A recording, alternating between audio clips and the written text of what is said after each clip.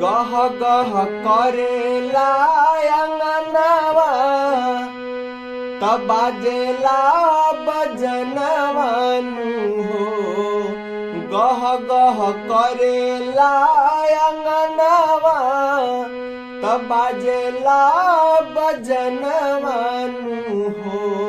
माई राउरी रहिया निहारे ला नयनवा त दिही दर्शनवानु हो।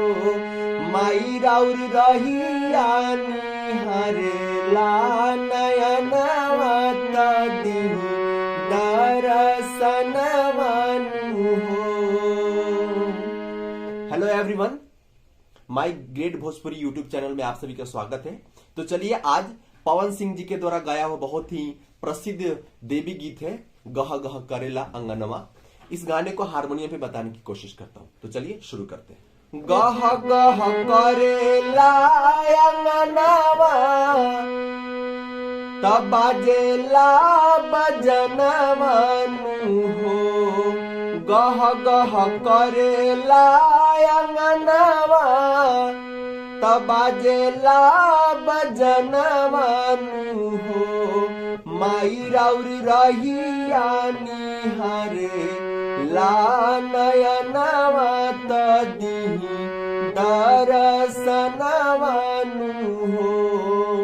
गह गह करेला अंगनवा तब बाजेला बजनवानु हो।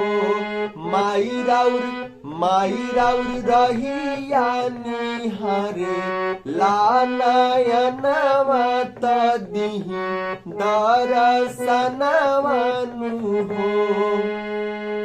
फिर से देखिए, गह गह 1 2 3 गह गह करे ला अंगनवा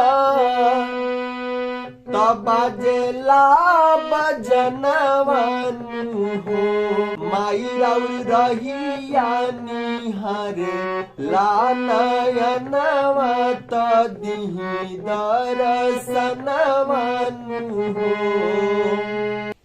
इस गाने की सबसे बड़ी खासियत यह है कि इस गाने का अस्थाई और अंतरा दोनों एक ही जैसा बजेगा, एक ही प्रकार से बजेगा। जैसे अभी मैंने आपको बताया, गह गह करेला अंगनवा, सेम इसी के आधार पे बजेगा इसका अगला स्टेंजा भी। हो खताटे नमी के पूजनवा त जुटल बा जुटनवानु हो।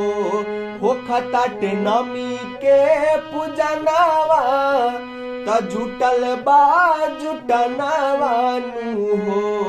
माई राउर जय जय करेला जहनवा त करेला बखनवानु हो। माई राउर जय जय करेला जहनवा त करेला बखनवानु हो।